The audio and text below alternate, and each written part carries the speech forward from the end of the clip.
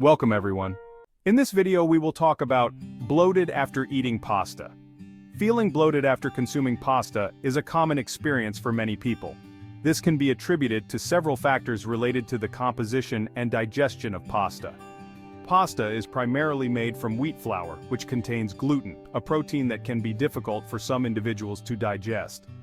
Gluten is known to cause bloating, gas, and other gastrointestinal issues in people with gluten intolerance or sensitivity. Those with conditions like celiac disease or non-celiac gluten sensitivity may experience more pronounced bloating after eating pasta.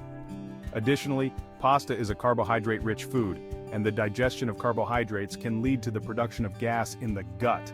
As the body breaks down the complex carbohydrates in pasta, it can result in the formation of gas bubbles, which can cause a feeling of bloating. The cooking process of pasta can also contribute to the bloating effect. When pasta is cooked, it absorbs water, which can lead to an increase in volume within the digestive system. This sudden increase in volume can put pressure on the stomach and intestines, leading to a bloated sensation. Furthermore, the type of pasta and the individual's gut health can play a role in post-meal bloating. Certain types of pasta, such as those made with refined or processed wheat, may be more difficult to digest for some people. Individuals with underlying digestive issues such as irritable bowel syndrome, IBS, or small intestinal bacterial overgrowth, SIBO, may also be more prone to experiencing bloating after eating pasta.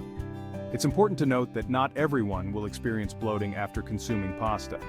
Individual differences in gut health, food sensitivities, and overall digestion can all contribute to the likelihood of experiencing this issue. If bloating persists or is accompanied by other unpleasant symptoms, it's recommended to consult with a healthcare professional to identify the underlying cause and explore potential dietary modifications or treatments. For more information, please go to the description.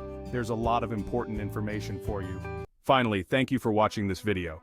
Please subscribe to the channel to receive everything new. See you in the next videos.